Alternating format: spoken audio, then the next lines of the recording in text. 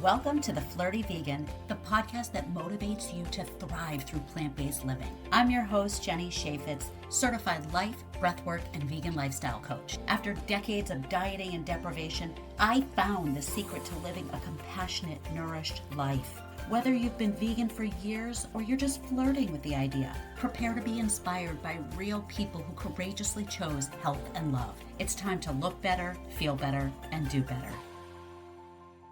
Hey everybody, and welcome back to another episode of the Flirty Vegan Podcast. My name is Jenny Shafitz, and I'm your host, and I am so thrilled you're here listening to episode 115 overall of this podcast. If you are not already a subscriber, follower, liker of the show, wherever you're listening, please take a second to press that button so that you'll get these episodes in your queue every time they drop. And if you would take an extra moment to give it a 5-star rating, write a short review if you're on Apple, comment on an episode on YouTube or Spotify, all of that engagement helps the algorithm. It helps other people find this show more easily. And that's it. That's what we need. We need people to find the show, tune in, to help amplify the messages that are coming across so beautifully in every single episode. And I am so excited about today's conversation because I had the privilege to sit down with not one, but two very cool individuals who are putting into action everything they believe in. As the co-founder and executive director of LEAP and co-founder of Blackberry Creek Sanctuary, Danielle Hanosh is the pioneer for the next generation of leaders in wildlife conservation, climate solutions, and animal advocacy. With a teaching credential, master's in education, 10 years of experience as a public school teacher, and over a decade running a sanctuary for rescued animals, she is uniquely positioned to help young people think critically about issues impacting animals, humans, and the environment, and to channel their learning into positive societal change through political activism, storytelling, and ethical lifestyle education. Danielle also serves on the board of wildlife NGO, Women for Wolves, advocating for compassionate conservation at California's Senate and Department of Fish and Wildlife hearings, and helps with youth animal advocacy education.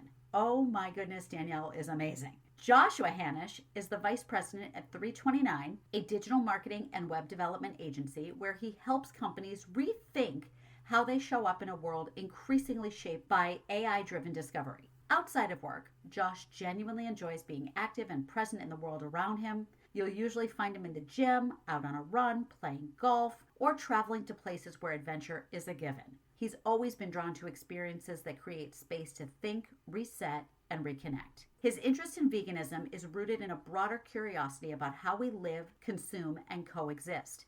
That's led him to co-founding Blackberry Creek Farm Animal Sanctuary, where he supports efforts to care for rescued animals and give them a better life, as well as LEAP, Leaders for Ethics, Animals, and the Planet, an organization focused on advancing compassionate, sustainable systems through education and advocacy. At the core of it all, Josh is interested in alignment between what we believe, how we live, and the impact we have. So as you can see, Danielle and Josh are two mission-driven, deeply ethical individuals who are working to improve this planet and all of the living beings on it day in and day out. I do want to mention that this conversation was recorded back in 2025, and I apologize that it has taken so long to publish, but obviously the message is relevant any day of any year. And before I get into the interview, I want to note that you will hear both Danielle and Josh say that they did not grow up vegan. Their diets shifted when they recognized an inconsistency between what they were eating and the values they held so dear. And if that's something that resonates with you, feeling like you have a true connection to animals, the planet, the environment, helping the voiceless, if those ideas ring true for you on a soul level, and yet you are also eating animals, you might notice an inconsistency there. And it might feel icky because when you know, you know. And once you recognize that misalignment, you have to do something about it. It's like the tires on your car. Every so often, they need a realignment. And that goes for us and our behaviors. If they are not aligning with our values, we need an adjustment. And that's why I'm here as a vegan lifestyle coach, because I understand that that adjustment comes with a whole lot of complication. Social, family, travel, work, day in and day out, there are challenges when you disrupt the norm. I get that. And it feels really good to align our behaviors, our diets, with our core beliefs. So I hope you enjoy this conversation with Josh and Danielle. And if you decide that you want to explore a realignment, then please head to the show description, click on the link for a free connection call with me, and let's just get things started. There's still a couple days left in May to get that special Mother's Day pricing. And so now I am thrilled to bring you my conversation with Danielle and Josh Hanosh. Well, this is a first for the Flirty Vegan podcast. I am joined by two special guests today. So Josh and Danielle, welcome to the Flirty Vegan. Thank you so much for having us. Yeah, thanks for having us. We're excited. All right, so I like to start off on this show asking my guests, what attracted you to going vegan, to the veganism as a movement, as a lifestyle? What attracted you to it? You want to start? The consistency of my ethics, I think, is what attracted me. And, it's just one of those things, like, the more I learned, the less I could enjoy what I was eating. And my ethics at the time were, and they still are, about compassion and helping the voiceless. And when I realized that what I was eating contributed to, like, harm and danger and unhealth and pollution and all those other things, you just couldn't ignore it any longer. Yes, definitely, like, the ethical discrepancies between how I wanted to be living my life and like Josh said, the values that I carried. I think for me also, it was waking up to how much I didn't know. I first was handed a pamphlet. You always think, like, those activists with pamphlets like that does not really work. And I was going to college. I was at UC Davis, and someone handed me a pamphlet on the egg industry, with all the horrible pictures. And I was like, oh, like, this is garbage propaganda. Like, animals aren't raised like this. And if they are, it's a very small percentage. And sure. But of course, like, as someone who values education and learning, I dove into that to learn more. And what I found was not only, shocking and terrible, but also really awakened me to how much I didn't know about where my food came from and about what my choices were doing to other beings on the planet. That's so good. I also, I love to learn. I love to research things. And I also had blinders on. I took a class with someone who said they were vegan, and I was like, that's lame. Like, you and your canvas shoes, like, how boring. So I was like, let's shelf that for a few decades. Yeah. But I'm curious, Josh, when you said you came across this, it sounds like at a young age. How is it that you even allowed yourself to acknowledge the compassion or feel like that should be a driver when most people walking around are not thinking consciously, well, I should live in alignment with my compassionate values? Yeah, my nature is to always question. And I was raised very conservative in a Christian family. And even when I think back on, like, the questions I would ask, or, like, the feelings I would have, like, in church, I was just kind of, like, always calling bullshit on things. And I would do it in school. I was like, why are we doing, like, what is the point? I need to know the reason why we're doing this, because then if it's a good enough reason, then I'll do it. And if I don't, then I won't do it. And I think it's a voice that we all have inside of us that just gets stifled and shoved down and is only allowed to come out for certain things, like cats and dogs, or the dolphins or the whales that we see on National Geographic. And for me, it was just, luckily, I listened to that. I think it is rare for someone to see the harm and abuse that happens to farm animals in the animal agriculture system and not have a little twinge of just like that doesn't seem right. And luckily I just listened to it, and I couldn't ignore it. And I think I was honestly just so shocked that I was 23 at the time, or 22, and I didn't know how my food was produced. And I was just like, holy shit, like, how do I not understand this? And it was a rabbit hole from there that it took me about 7 years to go fully vegan. But I was on that path. It is a process, like the same thing with like fast fashion or how our Yeah. clothes are made and like child labor. Like, Yep. I can't say that I'm guilty of that. Like, it's still taking me time to adjust to and think about where I source like my apparel from. Yeah, it is overwhelming, and I'm glad you spoke to that because none of us is perfect. We're all hopefully trying to do our best, and even when you learn this stuff, it is hard. Like, I just recently became more aware of the food industries that are really rooted in slavery and oppression and those kinds of things, like chocolate and sugar and tea, that are part of my life. And I don't want to stop having them, but I also don't want to willingly contribute to the horrors of the industry. So I'm a work in progress, but I'm more aware of it. So it's that, yes, I've gone vegan, but with respect to fast fashion, with respect to chocolate, these things that just can be a minefield. Like, soon I'm just going to have to eat the herbs on my windowsill and have nothing else in my house. Yeah.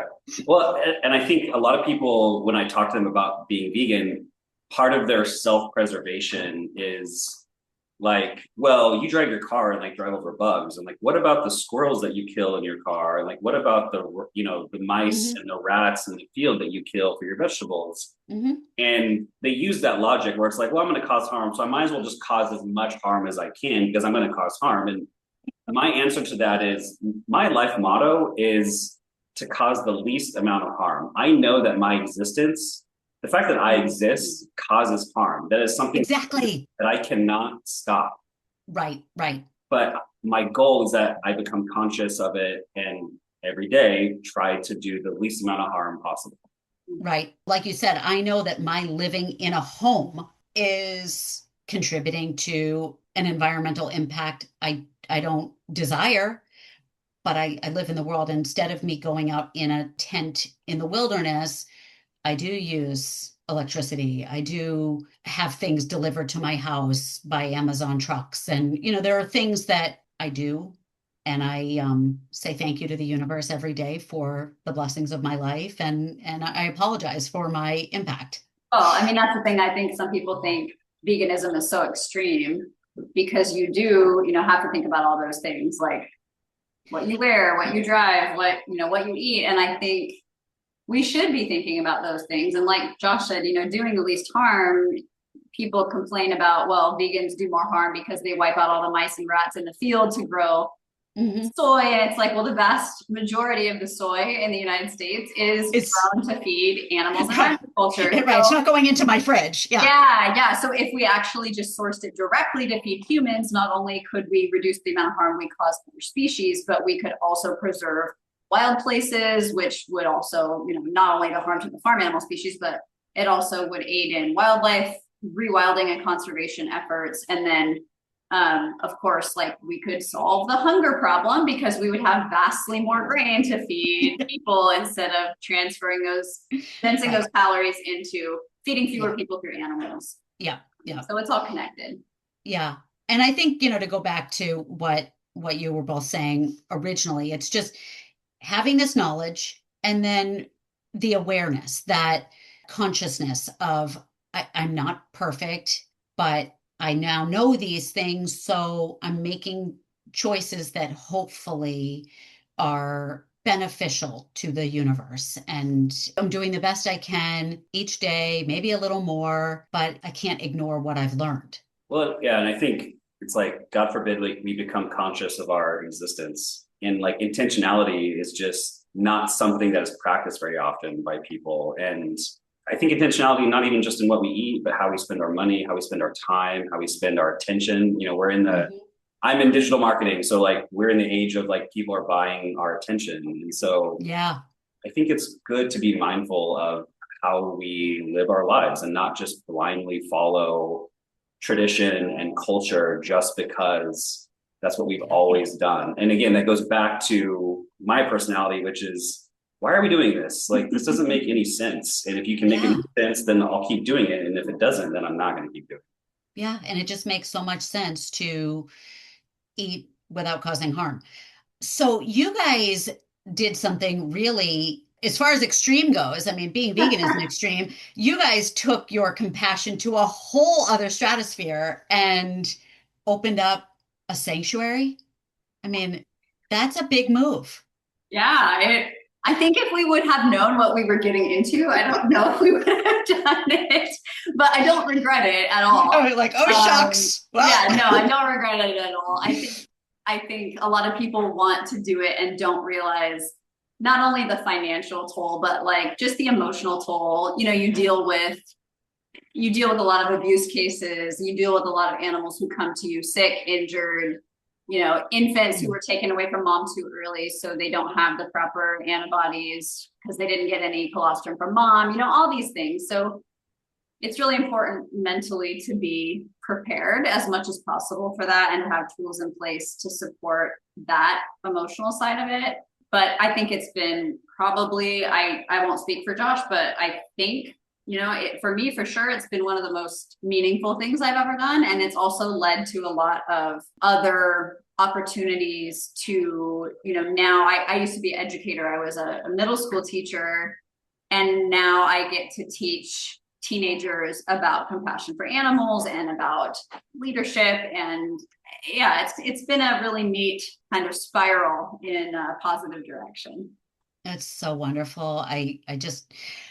But I'm blown away. Like, did you guys visit a few sanctuaries and think like, wow, these are really great places. We should do this. How did this even happen? You want to take that one? Yeah. No, we didn't do our research, which is probably good because had we, you know, and I think this is an interesting point.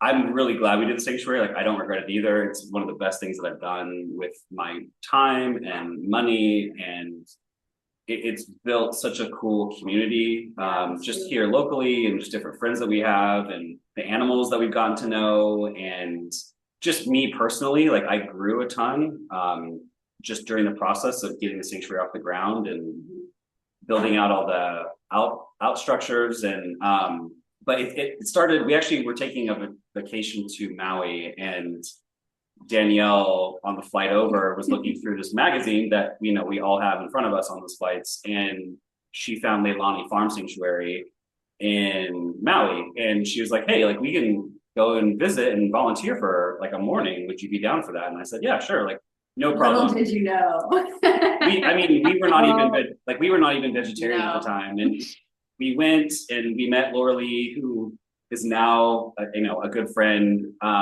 And she gave us a tour, and we helped and we volunteered. And as we were leaving, she was like, hey, like, if you guys want some like good, like vegan food or like vegan restaurant recommendations, like I've got all the places. And like, we literally like got in the car and like looked at each other and we're like, no, who wants to like go eat meat? Like, we're not going to do that. And I mean, you can speak more to the next part because it kind of just stuck in your mind. Well, I think, you know, we got home and we sponsored an animal. So we learned about what they do, and they were doing some children's programs, and we were both teachers. And so that really resonated with us. And I went vegetarian around that time. I was kind of close to that anyway. So that wasn't a big leap for me. But yeah, we sponsored an animal. We kept in touch with Laura Lee. And I think over the next year or so, it was something that kept sticking in my mind as far as how drawn I felt to doing more, but also what could I do that was really integrated into my love of education and my love of animals, because I'm teaching in the public school system. So, you know, I don't do the class pet thing. So there's really no connection there. And I think that's really what started it. Is we just had this idea, like, what if we started a place where our students could come have the experience we did, where they could connect with animals, where they could be outside. Like, we lived in the suburbs. These kids many of them have never been to the forest. They've never been to the beach. Like, they don't have any kind of outdoor learning opportunities. And so that, I think, was originally how it started. We had talked about kind of doing something bigger with our lives. Like we loved, working with the students that we had, and we didn't have our own children, and we were saving money and thinking like, do we want to have kids? Do we want to travel? Do we want to do something else? And we decided to open a farm sanctuary. So that's the short answer, but it took a year or more. I mean, we didn't even know, like, we were 45 minutes away from Animal Place. Like, we didn't even know who they were, or like we had no idea. And what's interesting, hindsight's obviously 2020. And Animal Place is a great sanctuary. Like, they're like really close partners with us. Our cows live there. Yeah, 2 of our cows live there.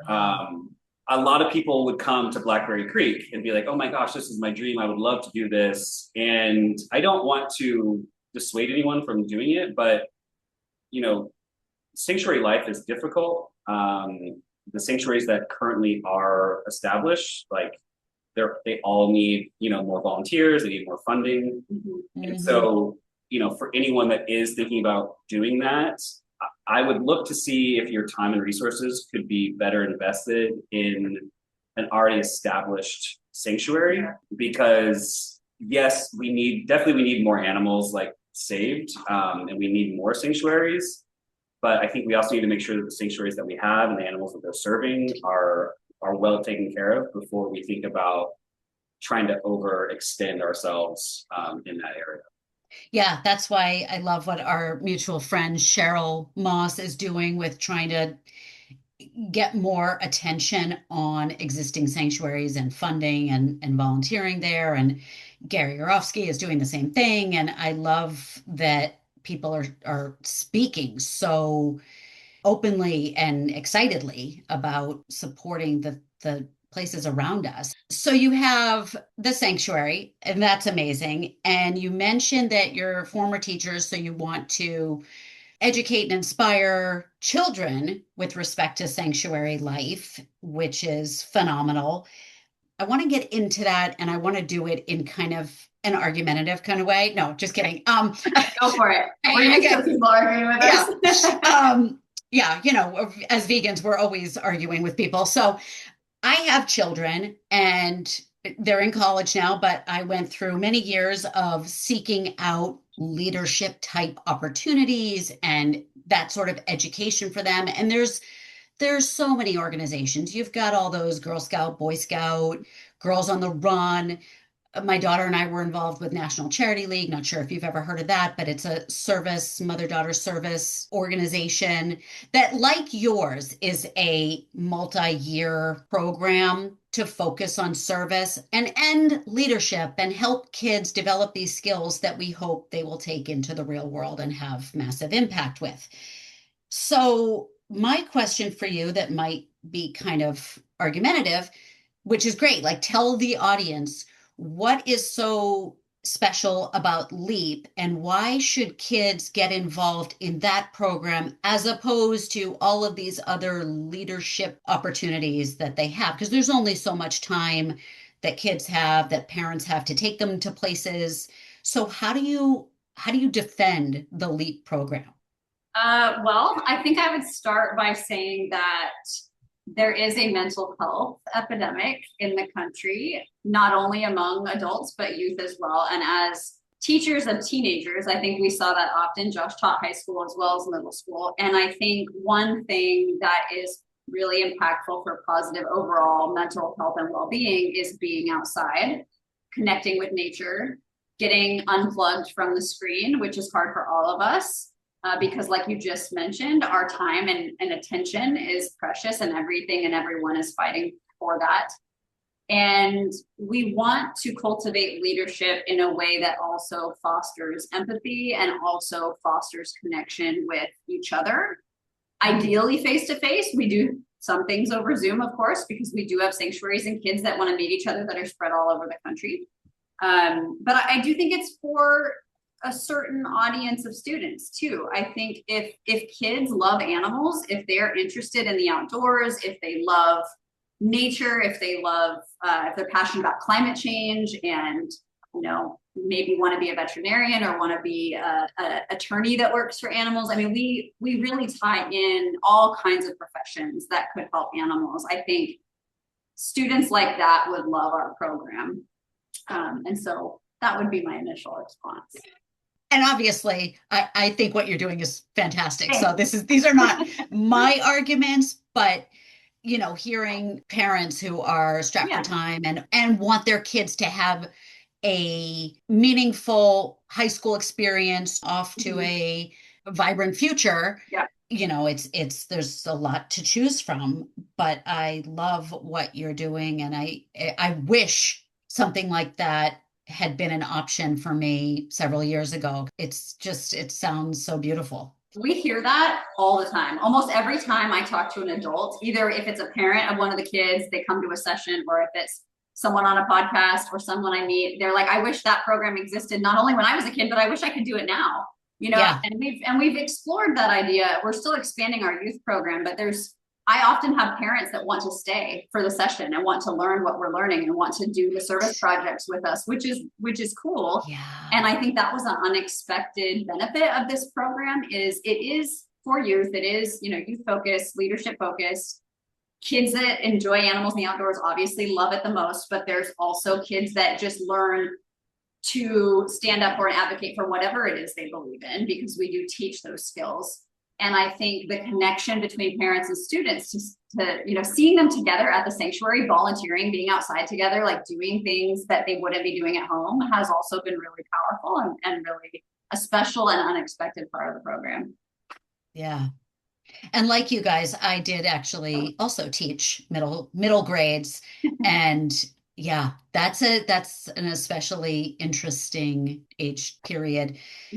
And I mean, all kids could benefit from getting outside, getting off their phones, getting off video games, having a break from their parents, having a break from their siblings, and doing something that connects them. When I spoke to Cheryl Moss, she mentioned something you alluded to, which is that we have this innate compassion and connection to other beings. And we get busy in life and we get told, we don't have time for your feelings. Just kind of man up. And yet here you have an opportunity to continue that bond and say, no, it is actually natural to care about other living beings. And here's an opportunity to do it. Yeah, absolutely. But yeah, we're not teaching kids compassion. We're just fostering the compassion they already have naturally. We do have a program for middle schoolers and high schoolers right now, and we are working backwards. So we started with the older students because they were more independent, able to drive to sanctuaries and things. Sure. But starting in January, we have a sanctuary in Florida that's running our Leap Kids program for 4th through 8th graders. So it'll be upper elementary and middle school. And so we're excited to be able to, continue to offer that to a wide variety of ages. So I think I heard you say, correct me if I'm wrong, in another interview that it costs around $200 per student per year to go through the program. Is that accurate? Yeah, that's about what we estimate. So being as, Josh and I have run a sanctuary and through LEAP, I work with sanctuaries across the country. We know how strapped sanctuaries are for funding. We know in the last decade that most of the major animal rights funders have moved away from supporting sanctuaries for a variety of reasons and more towards plant-based food initiatives, more towards education. And there's goods and bads to that. But of course, the sanctuaries don't have money to hire humane educators, to buy t-shirts, to buy curriculum, any of that. And so we offer a stipend to the sanctuaries that are vetted and approved through our program, because we do ask that they provide a vegan lunch for the kids at every session, because part of our learning is trying vegan food. Part of that process is like, we don't just eat salad. Like, let's have a day where we taste test vegan chicken nuggets and we rate them, like which are the best. And the kids love that. I mean, that's awesome. We do all kinds of stuff with them. So it's about that much per student, and that's for the hands-on year-long program. And then we also have a couple of other initiatives we're piloting this year. One is the Youth Advisory Committee, and that is a group of high school and college students that have been through the program or they're leaders in the animal rights and conservation movements. And so we're also providing a leadership retreat for them this summer. And they are each doing an initiative that we can, help them fundraise for as well, like their own special project. And the reason I brought up the money is to say to my listeners also, help me make a ton of money because there are so many things I want to fund. So there's a reason I charge a lot for coaching because I need to make money so that I could be a good steward. Yeah. And when I hear things like $200 a person, I think, okay, great. So when I make my first million, 200,000 of it is going to go to LEAP so that I can do the math and put, 1,000 kids Yeah. through the program. Yeah. So Thank you. We love that. I know it sounds like a lot, per kid, but it's not like a one-off. I mean, some people are like, well, I can fund an assembly, I can fund an assembly where 1,000 kids get a 30-minute message about veganism, and that's good. And we need that also. But that's a very different impact than kids going through a whole year of being hands-on with animals. And so, it's interesting that you say that because my daughter and I did National Charity League for 6 years, which, like I said, mother-daughter service. There's a curriculum to it. I was the Girl Scout troop leader type person for my daughter's class, and our dues were several $100s a year, and we didn't get fed. We didn't get we weren't getting vegan meals every week. Right. So I mean, it was just operational costs, website and things that were going to an organization. Yeah. So I get it. $200 per kid. That is what it is. Like, yeah. Well, thank you. Yeah, we think it's worth it. For sure. It's a whole year. It's a whole year. Yeah. Right. Like there's overhead, but I think, we're very small. We only have 2 employees, and that allows us to basically give the curriculum for free to the sanctuaries, and then they have their existing volunteers or employees teach it, which saves money. But yeah, I mean, I think it's well worth it. Yeah, I think it's great. So listeners, if you want to know what to do with the extra thousands of dollars that you just got in, I don't know, work bonus, or I don't know, that you found in your checking account mistakenly, here you go. Here's an opportunity to do good.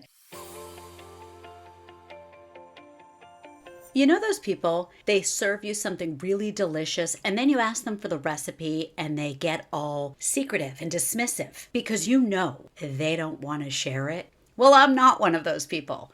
I have the most amazing chocolate chip cookie recipe that I veganized, and I want to share it with you.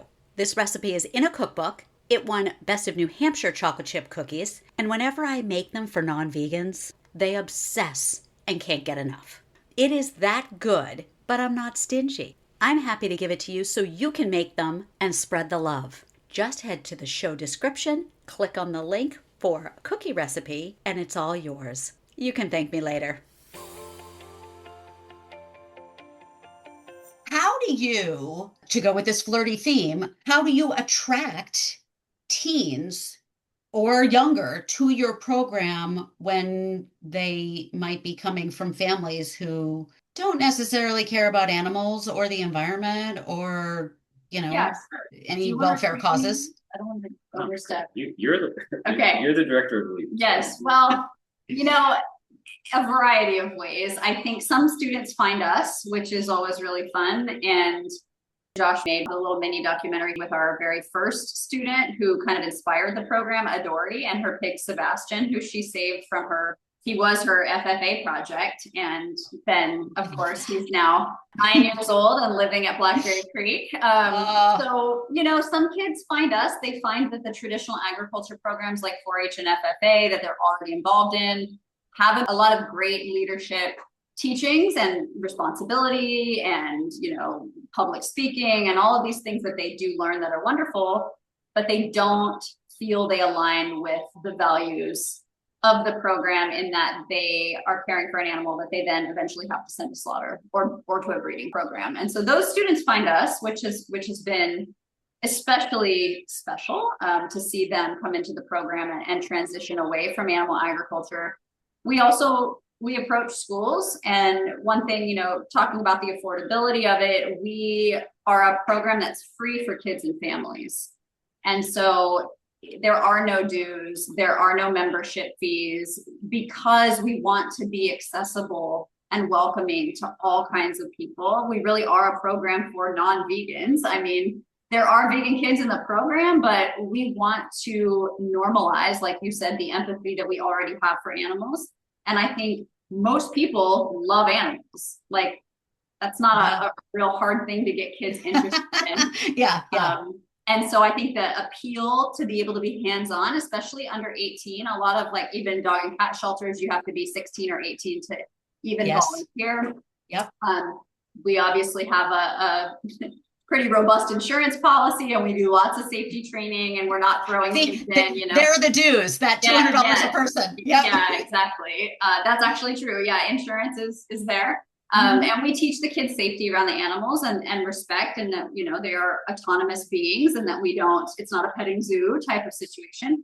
But like I said earlier, I think a lot of kids are interested in getting some kind of hands-on leadership training in a way that prepares them for all kinds of careers. So it's not just kids that want to be vets or kids that want to, you know, work at a rescue, which they're there and it's a great opportunity for them. But we have a lot of students who want to work in food policy, who want to tackle food insecurity, who want to tackle nutrition education. We have kids whose, you know, family members have diabetes or cancer or heart disease, and they've been curious about plant-based eating and kind of the connections because of that. We also have a lot of young people who are very concerned about the climate, have high climate anxiety, and feel like our generation is kind of throwing them, you know, in the depths of trying to dig out of this problem. And so they approach it from an environmental standpoint. So yeah, that being said, I think we're still trying to become an organization that's more well known. You know, we're not yet FFA or Girl Scouts or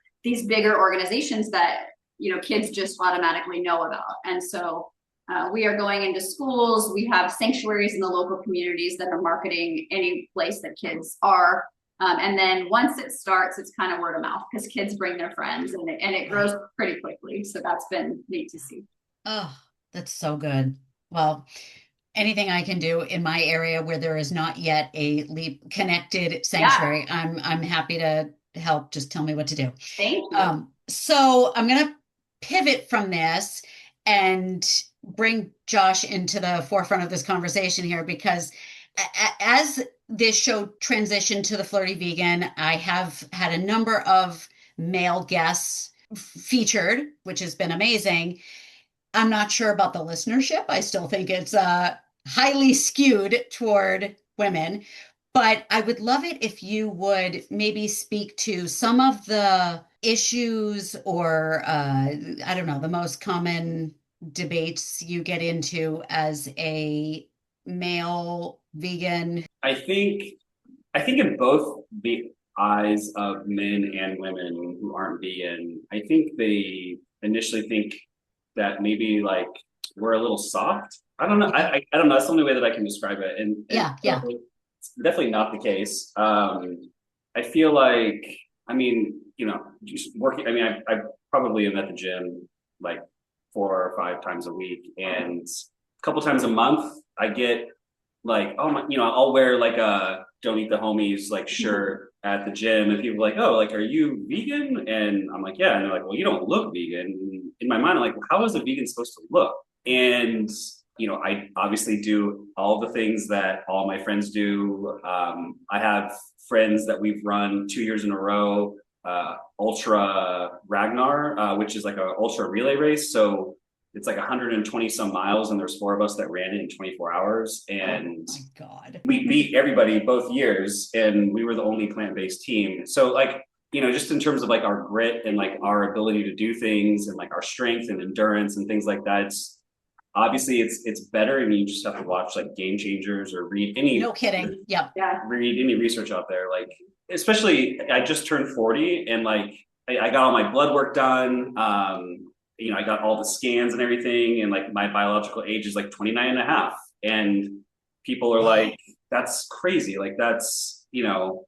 And I was like, well, I mean, I've been vegan for 10 years. Like, I just think about all the shit that like I didn't put into my body. That's amazing. Yeah. I feel like maybe there's a little bit of a chip on my shoulder, like when I'm, you know, talking to people, in terms of I kind of am waiting, like kind of anticipating them to be like, oh, like, you know, I wouldn't have thought you're a vegan, or you're a vegan, like, you know, where do you get your protein from? And I'm so tired about answering that question. So it's been interesting too. From a social standpoint, it's, you know, I feel like it's it's maybe a little harder to make friends, just in terms of like you unintentionally make other people feel uncomfortable. It can be frustrating, but I think it also makes the people you meet in your life that value you and value like why you are vegan that much more special, a closer bond, more appreciation for those people. And yeah, I do think it's getting better. I will say that I think as time goes on, like especially younger generations are just more and more knowledgeable about plant-based lifestyle and what that means and what that doesn't mean, and just more accepting of it. Yeah. Yeah, it's culture. The sanctuary is like a block. Well, I say a block. I mean, it's in the middle of the forest. Just to give like viewers and listeners an idea of distance, it's probably like not even a quarter of a mile from the sanctuary, and there's a home there, and they practice roping cattle there, and it's so funny to me that it's like I started, saying like, you get your man card by like roping like a baby cow. I don't understand like how that's viewed as manly, because someone a long time ago was like, oh, like if you can rope a baby cow, like you're a man. And it's like wow, like how is that a man? Or like you eat this steak, or like you eat this cheeseburger, and it's like, that means you're a man. When in reality, like these men who are, I'll just talk about the food that they're eating, like causing so many health issues where they they can't even like, it prevents them to perform other things that are more manly. And I'm just like you're on all these medications because of the diet that you have. And anyway, I could go on and on about it. Toxic masculinity is such a shitty thing, and you can be alpha, you can be dominant, you can be aggressive in parts of your life while still being vegan. Like they're not mutually exclusive of each other. And I just don't understand people that don't see that. Yeah, I mean, that's why I love to prop up Gary Yourofsky, because I mean, he's jacked. There's something about that like badass bald head that it just to me screams masculinity. And he's one of the loudest voices in the vegan movement. But isn't it funny? Like, what if doctors before prescribing Viagra said you need to go plant-based? Yeah. Like, wouldn't it be interesting to see how many fewer prescriptions there were for ED if they prescribed the diet first? Yeah, I agree. I also want to make sure it's clear that like I don't think masculinity means that you're getting jacked at the gym, but I'm just talking about culture's view of masculinity. Yeah, the whole Marlboro man, boy, smoking, like you watch Yellowstone or Landman, and you get these like visuals of strong patriarch, and it's like, do we have to, I don't know, wrangle cattle and herd all these horses and whatever just to prove that we're important? Well, yeah, while they live in their suburban home, drive their lifted truck that they've never taken into the dirt. And like, it's like you're living this fairy tale, like you're watching Yellowstone and you're like, I got my cowboy hat and like I go to the bar and like do line dancing and like that makes me like a cowboy. It's like, I could go on and on about this topic. It's so frustrating. So what's something that you would, if you could wave a magic wand and change something, where would you start? Man, I have so many that I'm thinking of. Honestly, my first thought was to policy, where we like just stop subsidizing all these like archaic industries and start putting money into things that are going to better ourselves and the planet. I feel like that's a huge one. And then it is huge, but if we're maybe waving a magic wand, then why not go there? I mean, it's massive, but it's probably going to take a little bit of fairy dust to make it happen. I would also love it if like social media, A, like wasn't around, or B, was only on from like 11 in the morning until like 4 in the afternoon, and then like literally like we couldn't access it at all. That'd be fun. That'd be cool. Also, sorry, one other thing. So people always ask like, but don't you need supplements like as a vegan? And I also don't. I want to encourage people that are vegan that take supplements. Like I take B12. Like everyone needs B12 because of like oil depletion. People don't realize that like we should be taking supplements, and it's okay. That doesn't mean that our diet is deficient in the nutrients that we need. Plus, we live in 2025. Like the whole idea that the people like, well, caveman, they ate lions. all exactly, and they live to be 25. Yeah. Right.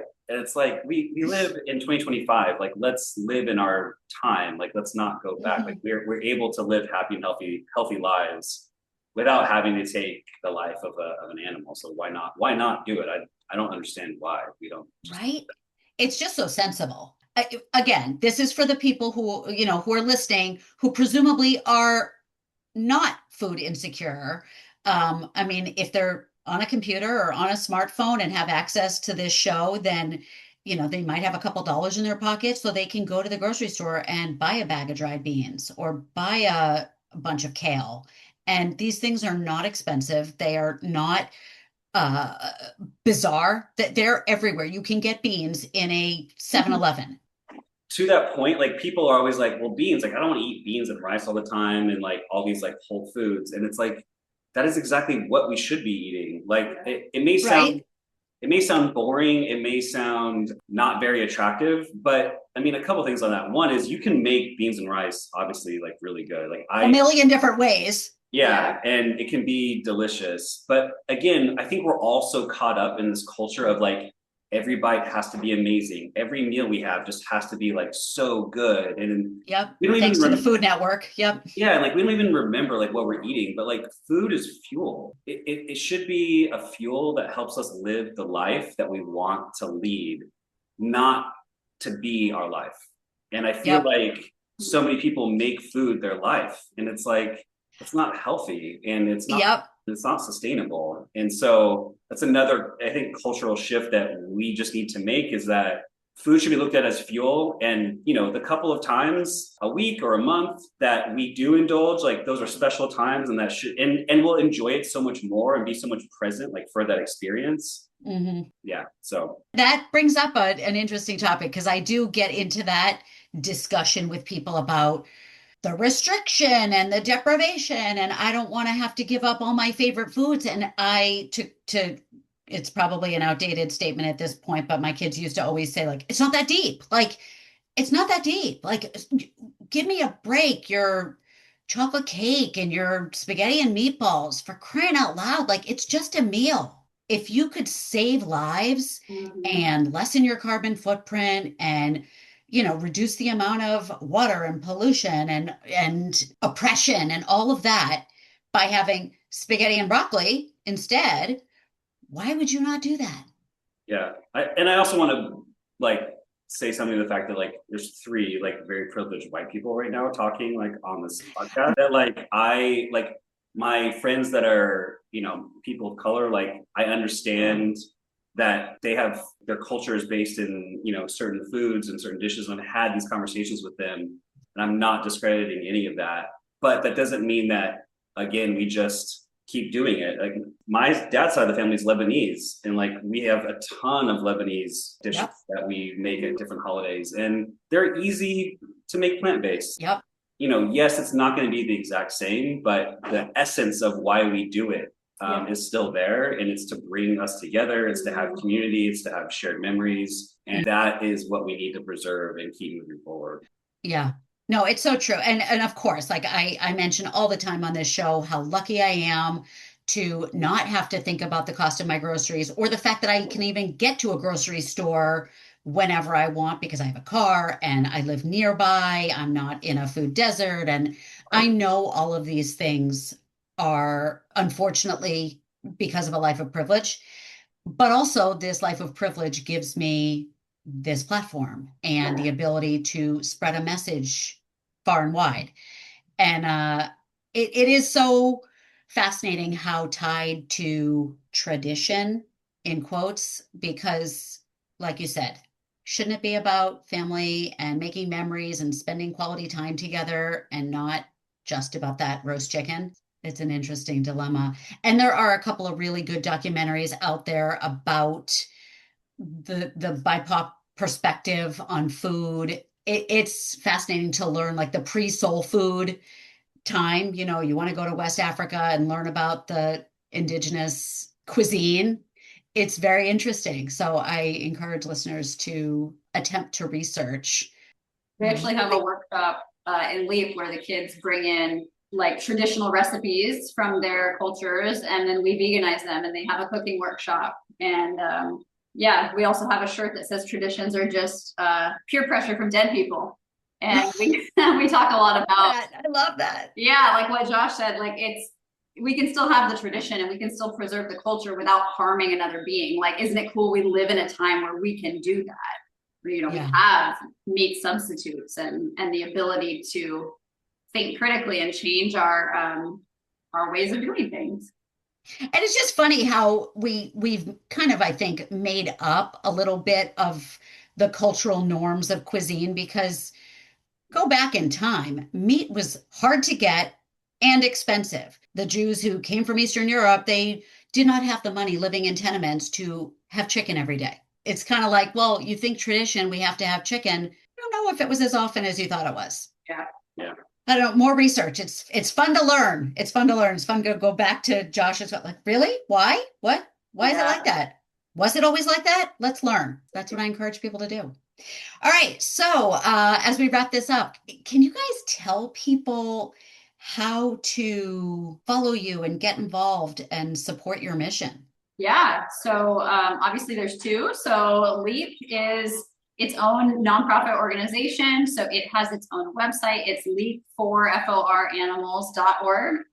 And we are launching a couple of new initiatives in 2026. So people should be on the lookout for different ways to get involved. They can donate. We just started a new membership program recently, so they can become a LEAP member and give monthly and have fun perks and kind of behind the scenes little snippets and peeks behind the curtain.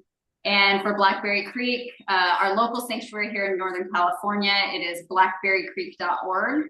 You can sponsor a rescued animal there. We are all volunteer run. We don't have a staff. And so all of your donations go towards the overhead things you mentioned, like fire insurance and building, maintenance and repair. And then of course, medical care, feed, medications, bedding, all the things the animals need that are in our care. Many of them are aging. So you're supporting a lot of senior residents, which we appreciate.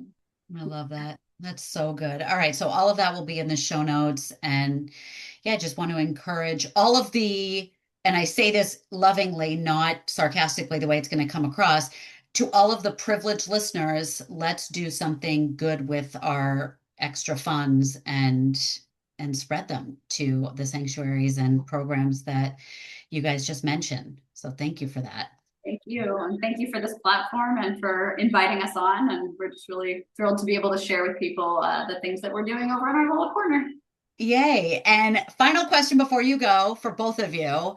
Would you please share some of your favorite foods, snacks, things that you like to consume? Because being a vegan, while food is fuel, we occasionally want to enjoy it, Josh. So what do you recommend? There's so many things. I mean, there's a great vegan donut place I love down here in Sacramento. So vegan donuts are one of my favorite things. Apple fritters. They have churros, all those good kinds of baked. I just love baked goods. Like baking is a hobby of mine. So I would say find yourself some really tasty vegan baked goods. Yeah. Just as far as like normal food, I used to eat oatmeal literally like every morning. I switched to muesli after going to Europe, and like that's what they eat over there with some powdered peanut butter, like in the morning, mix it in with donuts, and you're like oatmeal. Well, I mean, no, you're good. It's good. It's funny. I'm trying to share good balance, Danielle. Yeah, balance. Because I don't know how many people are going to make it to Sacramento. Well, but I mean, Uncle Eddie's cookies are really good if you can find those at your store. And then Hodo tofu, they have the tofu. They almost look like fettuccine, and it's super good. It's spicy, like mix it with rice. And then Beyond just came out with like new sausages that are more like chicken flavor. There's like pineapple, there's jalapeno, and there's basil, I think. And then I used to manage the Ben and Jerry's at our where we went to college, and all of the Ben and Jerry's ice cream flavors that are plant-based. Yeah. Seriously, So good. it's ridiculous. Yeah. I'm trying to, because again, it's the continuum of just like how we can do better. So I'm just for my own health trying to be more whole food plant-based, but there is always a pint of non-dairy Ben and Jerry's in the freezer. It is insane how It's so similar. good. You can't, yeah, it's so good. Yeah. If you can get non-dairy fish food, I challenge you to tell me if you can tell the difference. You're crazy. Yeah. It's very good. I grew up with the Pepsi challenge, and I would venture to say there is the fish food challenge. Yeah. Like I would love for people to see if they could tell the difference. I feel like Ben and Jerry's is probably the vegan ice cream where people don't know the difference. Like No. Which is very cool. And like going back to the whole foods, I think like I make a lot of bowls. I think you do too. Just like, beans and rice are great. Like you can also do all kinds of different like sweet potatoes and veggies and salsas and hummus and like make yourself a bowl. Like stuff like that is pretty affordable. So Yes. making food at home and then go get your donut.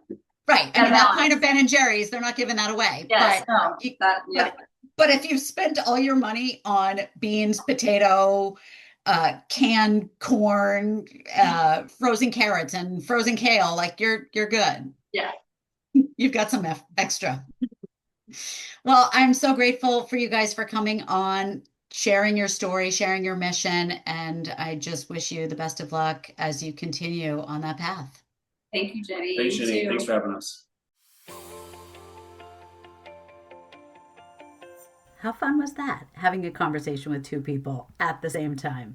All right, let me get into the juicy bits from this conversation with Danielle and Josh Hanosh. Number 1, in general, people don't know where their food comes from, and they don't know how their choices impact living beings on the planet. Number 2, it's important to question things. It's okay to call BS on things that don't make sense. Number 3, I love how Josh put this.